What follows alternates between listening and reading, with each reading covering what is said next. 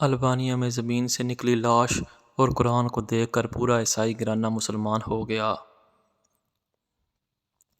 کوسووو البانیہ میں پڑوشی نامی عیسائی خاندان کو دہائیوں قبل زمین سے ایک صحیح سالم لاش اور انتہائی چھوٹا قرآن ملا تھا، جس کی وجہ سے پورا گھرانہ مسلمان ہو گیا تھا۔ ماضی میں رونما ہوئے ملک میں انتشار و جنگوں کے دوران یہ خاندان اس نایاب قرآن کی حفاظت نسل در نسل کرتا آ رہا ہے۔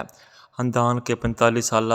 فرد ماریو پروشی نے اپنے گھر پر AFP کو دیے گئے انٹرویو میں بتایا کہ میرے پڑپڑدادا کوسووو کے شہر جاکوویکا میں ایک نئے گھر کے لیے زمین کھود رہے تھے جب انہیں وہاں دفن ایک شخص کی بالکل محفوظ اور صحیح سالم حالت میں لاش ملی اور ایک انتہائی چھوٹا قرآن اس کے دل کی جگہ پر رکھا ہوا تھا۔ خاندان نے اس معجزے کو خدا کی طرف سے ایک غیبی اشارہ سمجھ کر اسلام قبول کیا۔ پڑوشی نے مزید بتایا کہ ان کے دادا، جو 1930 کی دہائی میں البانیہ کے بادشاہ زوؤ کی فوج میں ایک افسر تھے،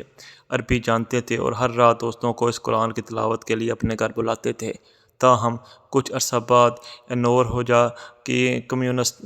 حکمرانی میں تمام مذاہب پر مکمل پابندی عائد کر دی گئی اور ان کے ماننے والوں کو قید کرنا شروع کر دیا گیا، لیکن یہ قرآن بچ گیا کیونکہ اسے آسانی سے چھپایا جا سکتا تھا۔ پڑوشی نے ایک واقعے کا ذکر کرتے ہوئے بتایا کہ کسی نے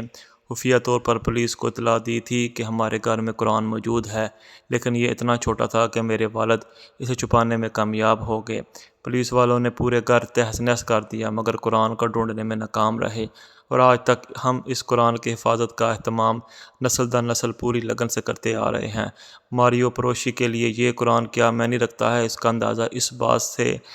کیا جا سکتا ہے کہ وہ روز قرآن کو بوسہ دینے سے پہلے اپنے ہاتھ اور منہ کو دھوتے ہیں اور بوسہ دینے کے بعد اسے اپنی پیشانی سے لگاتے ہیں۔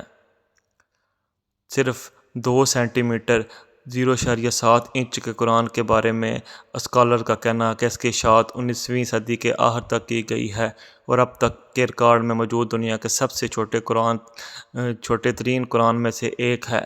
پروشی نے مزید بتایا کہ ہمیں دنیا بھر سے کئی میوزیم اور اداروں کی جانب سے اس قرآن کی لینے کے لیے بڑی بڑی آفرز کی گئیں، لیکن ہم نے ساری آفرز ٹھکرا دیں۔ ہم یہ قرآن کسی قیمت پر بھی نہیں دیں گے۔